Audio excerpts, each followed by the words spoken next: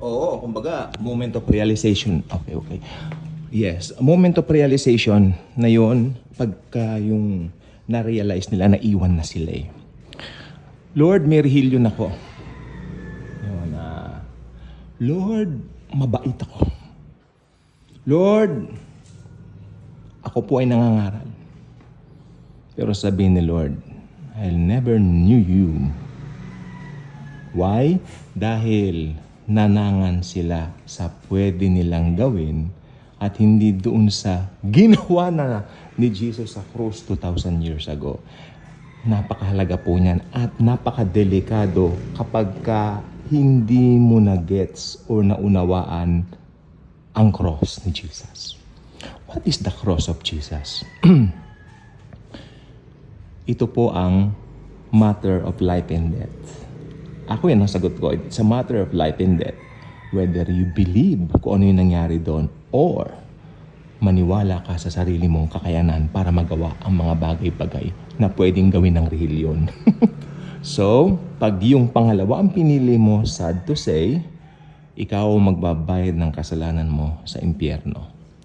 Walang papasok sa langit dahil sa mabubuting gawa. Nakalagay yan sa Efeso Kabanata 2, mula 8 hanggang 10. Ito yung mga versikulo niya. No? Kaya, ang kaligtasan po talaga, from start to finish, faith. Faith to faith to faith to faith to faith. Walang katapusang faith. Makinig kayo sa akin, importante po to. Sa Old Testament pa lang po, faith na po talaga ang pinaiiral. Nga lang, matitigas ang ulo ng mga tao, humingi sila ng batas sa Diyos. Mabait naman ang Diyos, pinagbigyan sila. Nga lang, pagkabigay ng batas, nalabag agad yung first commandment. What is the first commandment? Huwag kang gagawa ng anumang imahen, rebulto, or larawan na iyong sasambahin. That is the very first commandment, di ba? Pero that was being break, kabibigay pa lang. Why? It was being break by them.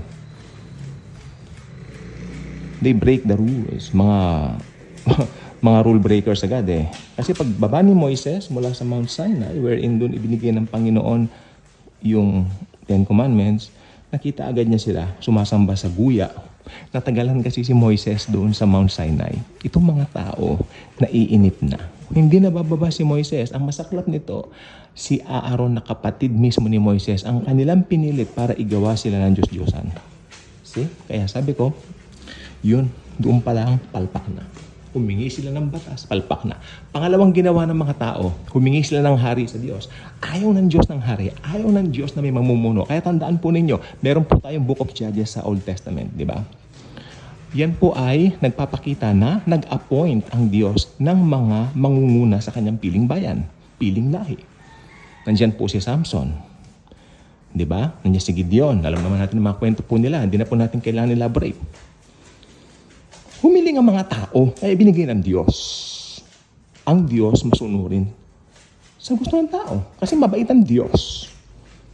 Nga lang, humingin ang tao ng batas sa Diyos. Nilabag agad. Kabibigay pa lang, nilabag agad. Ayun ang mga tao nagsasamba sa ribultong guya. Ang gumawa pa, lalong nasaktan si Moises malamang, ang kanyang kuya Aaron. Sapagkat ito naman ay tinutukan lang ng baril ng mga tao, mga Israelita. Ikaw kami ng guya. Wala na, hindi na bababa pa si Moises. Sobrang mainipin sila. Yan ang nangyari. Kapalpakan agad. Bakit? Ano naman ang kaibahan niyan sa makabagong panahon natin ngayon? Maraming nananangan sa kanilang mabuting gawa. Ito kahapon lang po ito nangyari. Nagulat ako dito sa Facebook. You know what? Alam mo, mahilig akong mag-tingin-tingin na naman. Dahil hindi ako ganong nakatutok sa Facebook. Mas tutok ako sa YouTube. To be honest with all of you. Nakita ko sa Facebook, grabing maka, anong tawag mo sa Tagalog? Sa English lang, grabing maka-judge. O yun. Sa Tagalog, grabing makapuna ka. Ano? Basta ano siya, mapanghusga. Yun, husga. Sa English, mas madali eh. Grabing makahusga itong babaeng ito na member ng pangunahing church no, na born again dito sa Pilipinas. Popular po sila. Alam na po natin yon, nawawala ang kaligtasan nila. Okay? Grabe siyang makapunay. Grabe yung mga salita niya. Binabanatan niya yung labubo, binabanatan niya yung mga ganitong issue, binabanatan niya as if, gusto ko sabihin, matanda na po kasi, hindi ko na inano. Aba, tita, gusto ko sabihin nga sana lahat nagkasala na pero kayo hindi kayo nagkakasala, di ba? Parang self-righteous. Hindi po ganun ang Christianity. Christianity is about the righteousness of Jesus Christ. Ibinihis po sa atin.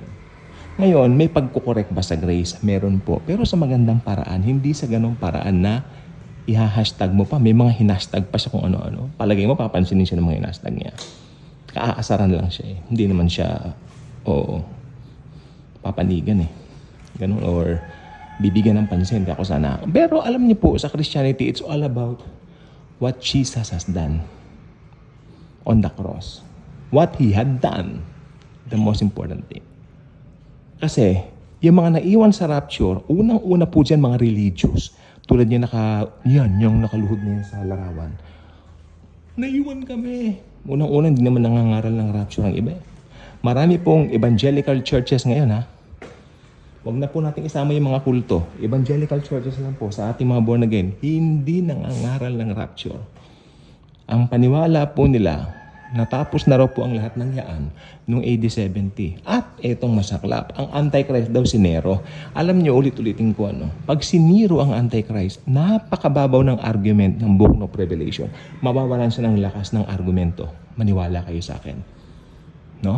Dahil sa totoo lang, ang Book of Revelation po, na-unfold po yan simula noong 1948. Naging nation muli ang Israel. Kaya totoo po, for the future talaga. Nagsimula sa nation of Israel, tuloy-tuloy na po yan, then magra-rapture, then lalabas ang Antichrist. Okay? Hindi lalabas ang Antichrist hanggat walang rapture. Sapagkat yung restrainer tatanggalin dito. Parang sirang plakat CD na ako, pero ayos lang po. For the sake of the gospel of grace. Yung restrainer po, tayo po yung mga Kristiyano. Tayo mga born again Christians po.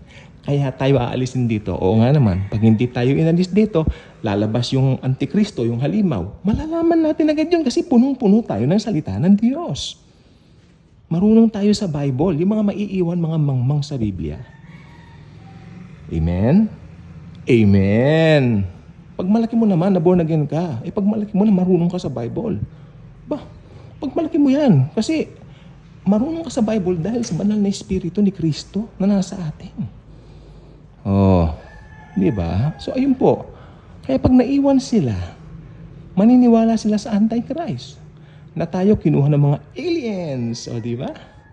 Tulad ng E.T., tulad ng mga napapanood sa mga pelikula. Okay. Ngayon, na-unfold na po yung Antichrist. Pag lumabas na po yung Antichrist, ang gagawin po niya, siyempre magpapakitang gilas muna siya para humakot siya ng maraming followers.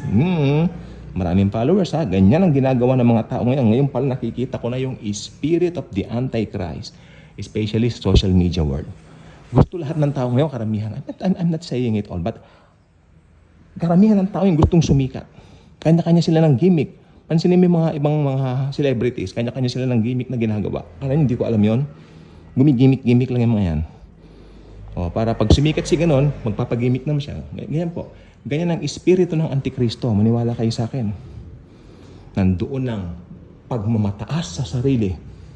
Parang feeling niya siya lang ang Kaya itatanghal niya ang pangalan niya na siya ay Diyos. Doon sa temple. Okay? Papagawa niya yung temple, pero papapuksarin niya yung pagsusunog ng mga, mga offerings at itatanghal niya ang kanyang sarili bilang Diyos. Pagkatapos nun, yun na po yung Great Tribulation. Abay, matindi yan. Matindi yan. Mga tiyang. No? Diyan na po papasok yung mga nuclear war, mga lindol na pagkalalakas-lakas na hindi pa naranasan ng mundo. Then, tuloy-tuloy na po yan. Darating na po si Jesus, pupuksain ng Antikristo. Tapos, magwa-white throne judgment, and then, eternity na po. Yun na po yung eternal life. Pero yung eternal life, pinuprocess na po natin ngayon yan. Don't get me wrong. Zoe life, no? Ang tawag ito in Greek. Ibig sabihin yan, that is the life. Spiritual life yan, life of God na nasa atin na. Kaya may eternal life na po tayo ngayon. Pero, yung katuparan po nun, pagkatapos ng white throne judgment, no?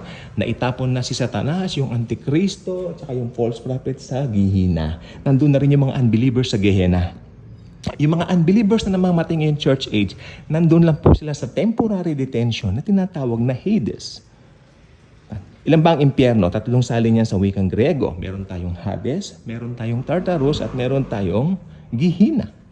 Ang Gihina ngayon, bakante pa. Maliban na kung gusto mong mauna na. Joke. So, ang Hades, nandyan po yung mga namamatay ng mga unbelievers ngayon. Hades, no? Tapos, sa Tartarus, nandyan yung mga fallen angels, yung mga nagrebelde, sumama kay Satanas. Nalinlang ni Satanas at nagsisama sa kanya. Nandiyan silang yung sa Tartarus.